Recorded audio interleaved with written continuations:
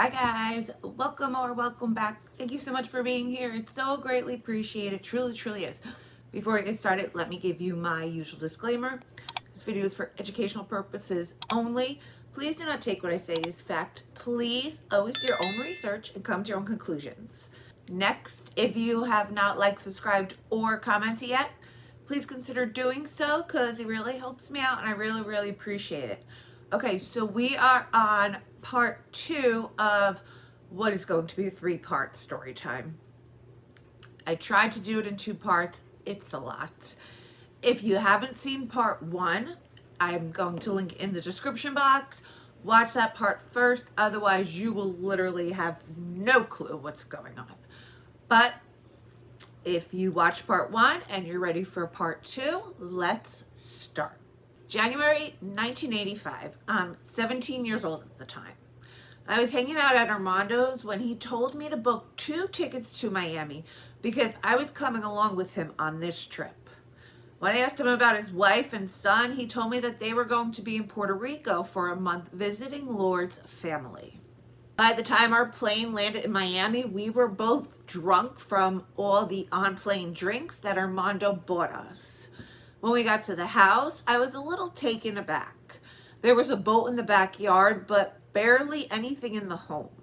The dining room was completely empty. The living room only had a couch and a television, and there were no little knickknacks anywhere. I had knickknacks all over my place. I had cherry wood tables, white couches, a white recliner, brass standing lamps, framed posters, and fresh flowers. Armando led me down a hallway to the bedroom, threw me on the bed, and began undressing me and made love to me. Afterwards, while Armando was in the shower, I began to look around the house. Looking back, I was so nosy. I opened up one of the drawers and it was full of loaded guns. That night, Armando took me to dinner with 2 of his friends. Then, after we got back to his house, he told me that he was in love with me, to which I said that I love you too. He made me swear it was the truth, and I told him it was, because it really was. But in true Armando fashion, he followed it up by saying that if he ever caught me kissing another guy, he would kill me. Short of that, it was a great trip. After we got back to New York, Armando drove us home in his new car, an IROC Z. When we pulled up to the house, he pulled out a gun out of his glove compartment and told me to bring it inside while he grabbed our bags. Then, once inside, Armando pulled out a box from his carry-on that was wrapped up like a birthday present. It was a brick of Miami Coke. This was how Armando always brought the Coke back from Miami, wrapping it up like a birthday gift. That night we went out to dinner and we had a great time.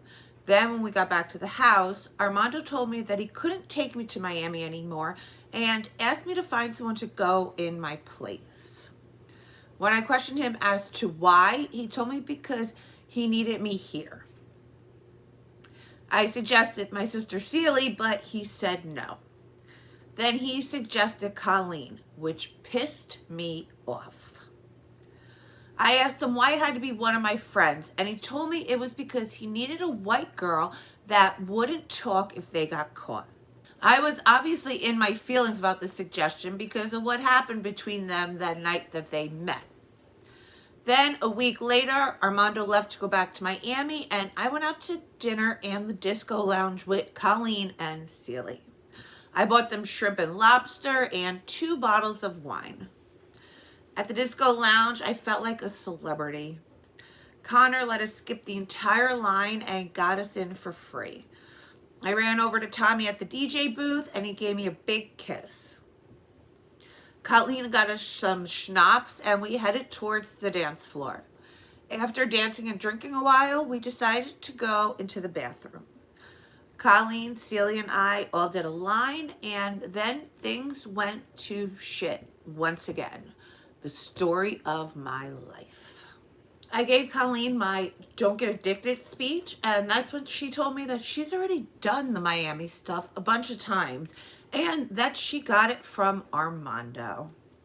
This pissed me off, and I began talking shit, rightfully so, until Colleen had had enough and told me to basically shut the fuck up. But for whatever reason, this made me snap, and Colleen and I started fighting. She kicked me, I grabbed her hair, and I started swinging. When it finally got broken up, Colleen said, "Fuck this, I'm going to get us some drinks." I walked out of the bathroom and saw Connor talking to some blonde girl, which also pissed me off. I went over to Sherry and asked her for a bottle of champagne and some glasses. Then I hear someone calling my name. I turn around and it is this gorgeous boy. "I'm Ryan," he tells me. "Do you remember me? I'm friends with Jay." Jay was one of the high schoolers that I would party with and get my pills from when I first started out, before I even met the Lincoln brothers. "Of course I remember you," I said. "Come party with us." After partying some more and finishing off a bottle of champagne, Colleen tells me that she has to go home. Ryan agrees to drive my car and take all of us home, just so long as I take him to get his car in the morning. I was the last stop, obviously, and when we pulled up to my apartment, we both went inside. Ryan told me that he wanted to buy some of my Coke, but he also told me that he wanted to take me out to dinner. I told him that I had a boyfriend who was insanely jealous, but that he was out of town, so we didn't currently have anything to worry about. We made our way to the bedroom and we began making out. I didn't sleep with him though, and our clothes stayed on. Whenever Armando was around, he would take me to these lavish dinners where he would order us steaks, lobsters, and Dom Perignon. July 1985, Armando heads back to Miami for another business trip. While he was there, I was busy answering pages and making deliveries. Connor paged me to bring him a delivery. When I got there, he asked me where Armando was. I told him that he was out of town, and he told me to come inside. We started making out on the couch, but when he asked me to go to his bedroom, I refused. Making out with guys was okay to me for some reason, but I couldn't bring myself to sleep with anybody other than Armando. We got into a big argument, and he called me a cock tease. Then he told me to not get pissed off that Melissa was his girlfriend. Melissa, the girl he was talking to when I walked out of the bathroom that night. I told him to fuck off and I left. I went to see Celie, who was crying about missing our mom, which pissed me off even more. Then while I'm hanging out with Celie, God pages me. I handed her $50 and told her I had to go because I was still working. I drove over to God's house to drop off his order.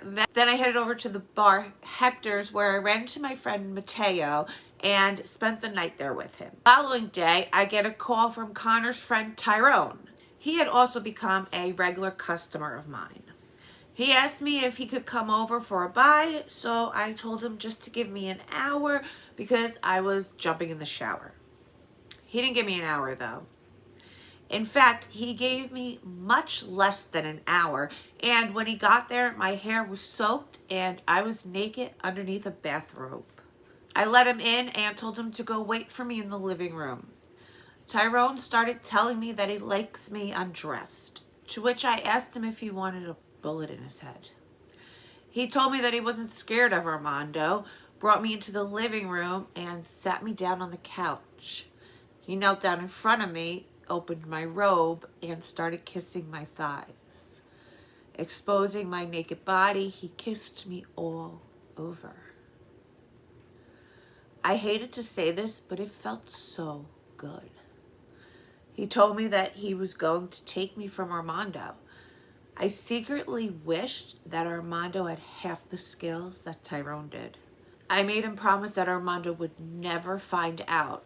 And just like that, my no sleeping with other men rule went right out the window. September 1985, Armando took me to Miami for 2 days to meet his family. We stayed at a really nice hotel and never told his wife that we were there. Our first night there, we went to dinner with a bunch of his family members. His cousin Rosa told me all about the family's farm a few hours away from Yarmul in Colombia. She told me that I could stay with them for a month. She told me all about her huge house, all the great food they would serve me, and how I could sit by their pool in the backyard every single day if I wanted to. That's when Armando told me about the catch. Because there's always a catch. I would have to bring Coke home with me. I asked him how I was supposed to get Coke past customs. That's when he told me that as long as I dressed nice, nobody would stop me because I was just a pretty little white girl. When I asked him how much, he told me that I would be bringing home $20,000 worth of Coke. This sounded easy enough, but it was for sure something that I had to think about. That night, my head started going crazy, thinking about what would happen if I got caught. I could end up in a rat-infested prison being served nothing but bugs for the rest of my life. Or, worse than that, I could end up with the death penalty. It was at that moment that I decided my answer was a hard no. After our Miami trip was over, I went right back into working. A few days later, business was going great and I had a stack of cash in my safe worth over $10,000. So I decided to stop by Armando's to drop it off. When I got to Armando's house, I saw that the front door was open. Immediately, the worst thoughts began to run through my head. Was Armando robbed? Or even worse, was I going to walk in and was I going to find him dead? It was all too much. It was too much. I took a deep breath and I walked inside. That's when I heard a girl's giggle coming from Armando's room and I saw red. I burst into the bedroom and I found Armando sitting on the edge of the bed with a girl on her knees pleasuring him. When I looked closer, I realized that it was Coco, a 14-year-old sex worker that I knew from the streets. I was furious. I went to storm out, but both Armando and Coco chased me, apologizing to me and telling me that it was only a BJ and that it didn't mean anything. In the end, I decided to forgive them and I even took Coco out for dinner. I felt bad for her. She was just this lost little 14-year-old girl. What was I supposed to do? November 1985. I asked Armando if he would consider making my friend Melissa our mule. She would be the person that would fly the Coke back and forth for us. She was perfect for the job. She lived at home with her mother, she didn't have a boyfriend, and she was gorgeous. So Armando agreed to try her out. A few days later, the three of us flew to Miami and we stayed at the Hyatt Hotel again. It was an amazing trip, and by the end of it, Melissa was officially our employee. December 1985. Armando and I would attend parties almost every single night, and we were always dressed to the nines. During one of the parties at the disco lounge, Armando pulled me aside to tell me that he was walking down the street the other day and he spotted someone taking pictures of him.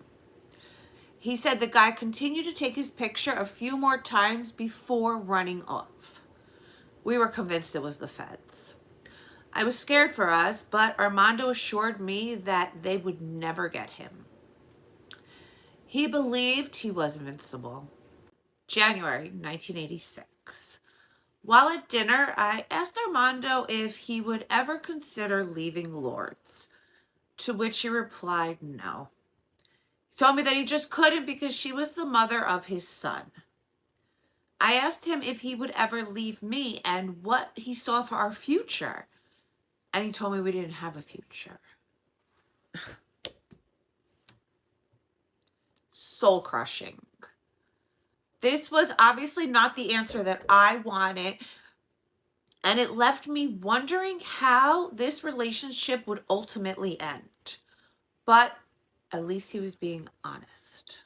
A few weeks later, Armando and I were laying naked in the bed when he turned to me and asked if anyone had touched me in the past few weeks while we were on a break.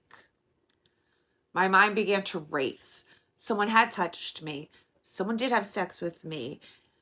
And that someone was Armando's brother-in-law, Carlos. We were broken up. Immediately, everything changed. He began screaming at me. What does that mean?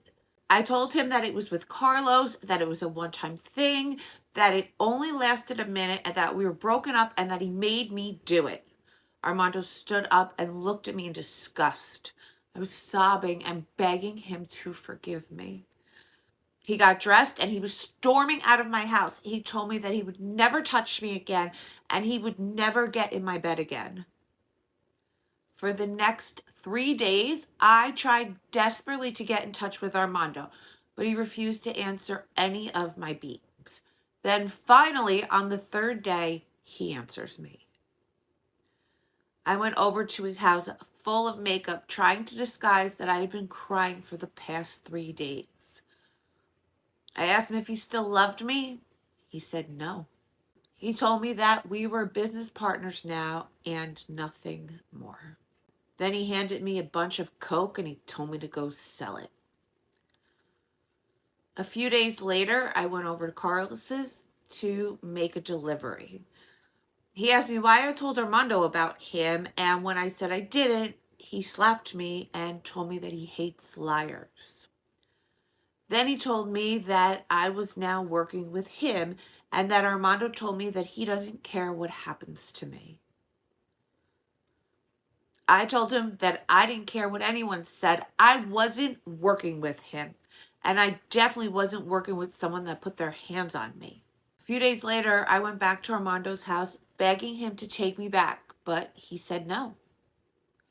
He told me that his wife was a virgin when he married her and that I was a whore, basically, and that he could never be with a whore.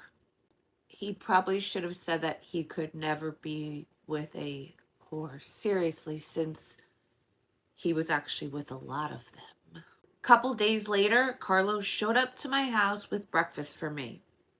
He told me that there were 2 cops parked outside my house watching me. I ran to the window to look, and he was right. A little while later, I left my house and realized that I was being followed by the 2 men that Carlos had pointed out to me. I sped up and I pulled off the road and hid until I saw them pass. Once they did, I smiled and drove away in the opposite direction. In February of 1986, I was 17 years old. I was hanging out at my friend Janet's house with her, Mateo, and her kids. We were sitting on the bed doing lines and trying to be as quiet as possible because her son was sleeping. As I was getting ready to leave, I stood up and I put an 8-ball inside of my bra.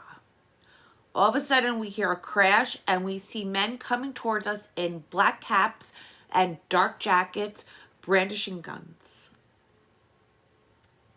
I stood there praying that we were being robbed. Then I heard, "Get on the fucking ground." There was a foot pressed on my back and my hands were being cuffed. I knew it. It was over. We were busted. The cops put us all into cars, and one officer instructed another to call CPS for the kids and ask a neighbor to watch them until CPS arrived. When I got to the jail, I was put into a cell. A female officer came in to search me when the sergeant told her not to worry about searching me because I was just a kid. I sat down and I sighed with relief. Somehow, I was able to reach my cuffed hands up and release the 8 ball from my bra. Then, I kicked it underneath my bed. I was brought into the sergeant's office to talk to him. So, I began flirting with him, duh, hoping that it would help me get out of the trouble I was in. While I was in his office, I heard Carlos screaming in Spanish. Then I heard Janet and Mateo being brought in. They were all put in the same cell across from the office that I was sitting in. When the sergeant left the room, I was able to whisper to Carlos to get rid of the 8 ball under the bed. So Carlos, Janet, and Mateo did the entire 8 ball, which was enough for 8 people. Then they flushed the plastic. When the sergeant came back, he told me I had to stay in his office because I was underage and he only had 1 cell. A little while later, another officer named Michael walks into the office and places a large briefcase down on the table. After he introduces himself to me, he tells me that he's been watching me for a while and he had enough evidence to put me away for a really long time.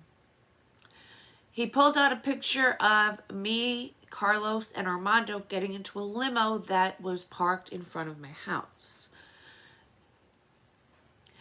He started to get really angry when I wouldn't answer any of his questions. He threw papers on the floor and asked me if I was really willing to go away for life for these scumbags. I asked him when I got to see my lawyer.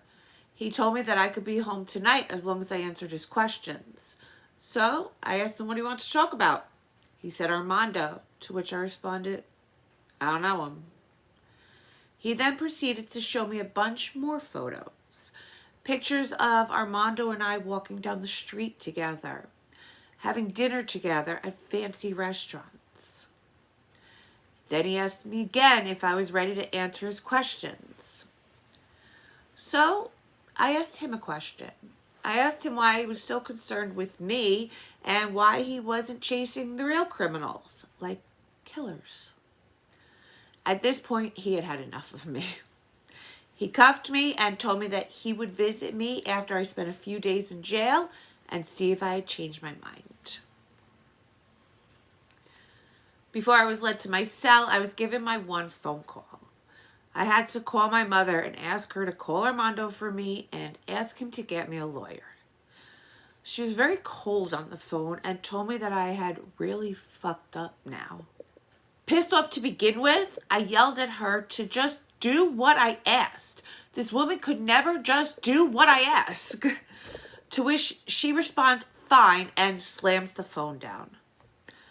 A little while later, I was taken to see the judge. Janet, Mateo, Carlos, and myself were all seated in a waiting room to find out our individual fates. When I went into his chambers, he told me to sit down and be quiet. He told me that I was in a lot of trouble and I was being charged with 4 felonies. Then he told me that I was going to be held in county jail without bail until my trial, which could take up to a year. I was devastated. I was so sure that I would be getting out of here. What the hell was I supposed to do? When we arrived at the county jail, we were handed over to the female officers so we could be fingerprinted and checked. My second day at the jail, the CO came down to tell me that I had a visitor. I was brought down to a room where I was greeted by none other than the DEA, Michael. When I saw him, I uttered, "Oh, it's you." To which he replied, "Were you hoping I was Armando?" Yeah. He told me that he would help me get out if I told him about Armando. That was the person that he wanted. I told him again I had no idea what he was talking about.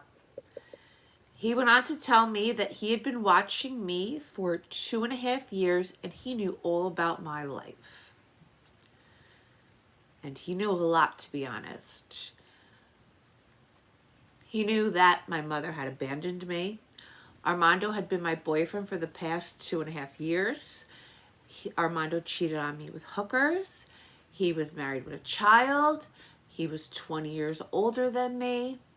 And he also knew that I wanted to be a writer. And he told me that he would help me get an apartment and get into college. I just looked at him. My eyes filled with tears. And I told him, I have no idea what you're talking about. Furious, Michael stands up, calls the CO to take me back to my cell, and tells me he'll be back to visit me in a few days. A few hours later, the CO comes back to get me again, telling me that I had another visitor. I was brought down to a room where a man by the name of David Lowenthal was waiting for me. He told me that he was my lawyer and that Armando had hired him for me.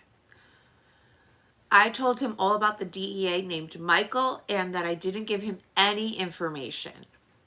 He praised me for that and told me that he would put a stop to allowing him to come see me, which he was able to follow through on.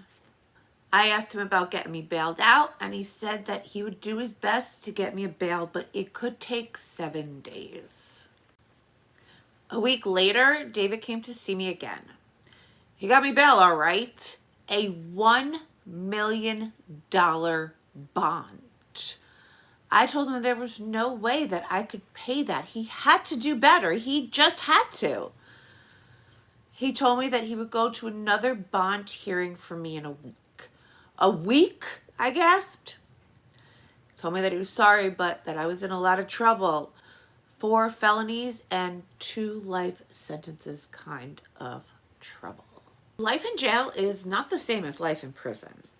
I was locked in a tiny cell for 12 hours a day and spent the other 12 in a narrow caged hallway. There's no yard, no jobs, no school, no nothing. There was only a small black and white television, a bunch of girls to chat with, and plenty of hair products to pass the time. Celie did come to visit me though.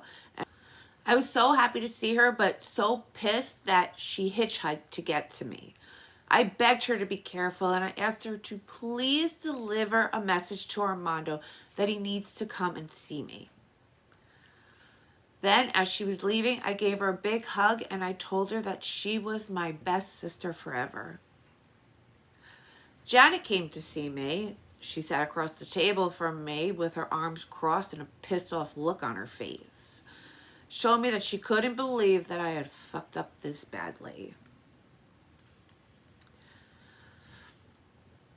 So, I looked her in the face and I told her, Ma, I hate you. You hate me. So why don't you fucking leave? I don't know why you came here in the first place. So she did. Armando came to visit me. When I saw him, I yelled at him for being stuck in this dump for a month now, and all his dumbass lawyer was able to do was to get my bail reduced to $800,000. I told him all about the DEA Michael, all about the pictures, all about what he knew, and all about how I could be home right now if I ratted out his ass. He promised me that he was going to leave here, go right down to the lawyer, and have my bail get reduced again, and then get me bailed out of here. April 1986, my father comes to visit me. He told me that he would put up his house to get me out, but I wasn't allowed to have anything to do with the people that got me into this trouble. I essentially had to promise him that I wouldn't leave his house. I swore to him that I wouldn't jump bail, but I also told him that I couldn't stay at that house with him. His wife hated me, and I did not trust that she wouldn't set me up to have me sent back to prison for a long time. He told me that that wasn't the case, but he told me that these were the rules I was going to have to follow if he wanted me to have him put his house on the line. It had to be this way or no way. So I chose no way. He stood up, shocked that I picked prison over him. Just as he was turning to leave, Armando walks into the visiting room. He and my father had never met before, and the first time they did, they weren't exactly exchanging pleasantries. He told Armando to stay the hell away from his daughter, then turned around and walked out. When Armando sat down, I was expecting him to tell me that he had my bail money, but he didn't. I asked him what the fuck he meant by that. It was only $400,000. How did he not have $400,000? He told me it was because he had to spend $20,000 on my lawyer. I began yelling at him that I had been stuck in here for 3 fucking months already and that he better get that lawyer to have my bail lowered some more. So he promised he would, and I went back to my cell. Nights at the jail were rough. Around 3 a.m. on random nights, there would be raids. Sirens would go off and all of the lights would come on. All the water would be shut off to prevent us from being able to flush anything. We would be taken down to the shower area where female officers would cavity search us. While this was going on, the male officers would be searching our cells, or should I say, destroying our cells. They would throw around our books, our clothes, our mattresses, our toiletries, and they would rip off all the pictures that we had on the walls that were being held up with chewing gum. One day, Celie walks into the visiting room. I could tell by her face that something wasn't right. I knew my baby sister, and I knew that something was off with her. I begged her to tell me what was going on. I begged her to tell me the truth. That's when she drops the bomb on me. Jamal, as in Jamal from the Linking Brothers, was dead. Celie said all she heard was that he died from some type of virus. I knew that was bullshit. I just knew it. He did not die from a virus. There was no way. He OD'd. I knew it. And I was crushed. May 1986. After 3 months in jail, I was called down to the visiting room to be told that someone was here to see me. It was Bernie, my jeweler. He owned a tiny store on Main Street where I would buy all my gold from. I asked him what he was doing here, and he told me that he was my bondsman. I couldn't believe it. I felt like I was in a dream. He told me that Armando had given him 10 grand and he had put up the rest. He made me swear that I wouldn't skip town, which I did. Then he slid some papers over to me to sign, and I was finally about to see freedom after 3 long months. When I walked out of the prison, Celie was waiting for me with a taxi. I hugged her so tight and we both started to cry. We got into the car and we headed over to my apartment where I would end up spending the next few days. All right, guys, if you're still here, thank you, thank you, thank you. I love you and I appreciate you so, so, so very much. Please like, subscribe, and comment if you haven't yet and you feel so inclined to, because it really helps me out. I really, really appreciate it. Please, please, please let me know what you think. There's one more part. That's it. I promise I'm getting everything into this last part. And until next time, stay safe out there.